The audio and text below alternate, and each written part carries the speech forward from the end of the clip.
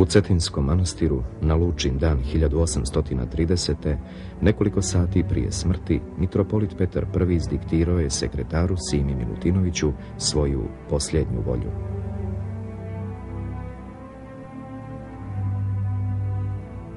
Od nas, vladike Petra, blagorodnoj gospodi duhovnoga i mirskoga čina,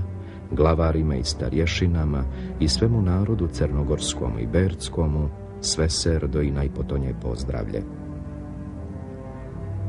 Svatko znade i vidi kako sam ja od davnoga doba i vremena grohnuo i panuo,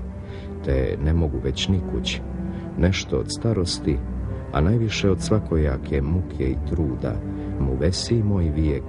za narod crnogorski i bercki podnosio i za slobodu hristijanske vjere i našega otečastva preterpio, čuvajući narod i sirotinju kako svoju dušu. No, to ja i sam videći i poznavajući svoju slabost i bolest neizlječimu i da mi se smrt približila, napisao sam neka potrebita pisma i knjige i naredio ih, sveđe sam imao posilati da se posila po mojoj smrti, tako i vama svijema, narodu crnogorskom i berckomu, napisah i ostavih ovu knjigu, koju svi da čujete i dobro razumijete prije nego me ukopate. Pak najprvi svemu narodu činita manat i samo silnijem Bogom, svega svijeta tvorcem i svom silom nebesnom, zaklinam svekoliko da me s mirom, u tišini, u ljubavi opšte narodskoj, ko ukopate i ožalite,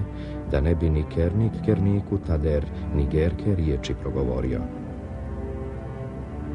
Drugu vas molbu molim, i strašnijem i svemogućijem Bogom zaklinam, da na moj mrtve persi vjeru zadate i utvrdite proza svu našu zemlju i eparhiju, proza sve nahije, sela i plemena, da niko nikoga ni zašto ne tiče, barem do Đurđeva dne, a do tader nadam se u Gospoda i spasa našega, da će vam način življenja biti zanago učinjeni sudu, svu zemlju carski postavljen, koje sam ja u našega vazdašnjega pokrovitelja i obranitelja cara Rusinskoga isprosio i isplakao.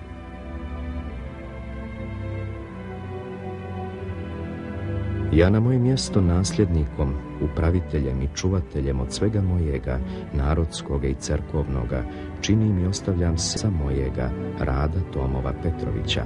u kojega se nadam da će biti čovjek od posla i od razuma, koliko je preblagi Otac Nebesni blagoslovio podariti i kojega Bogu i caru našemu i svemu narodu crnogorskom i berckomu za vijeka preporučavam svijem srcem i svom dušom.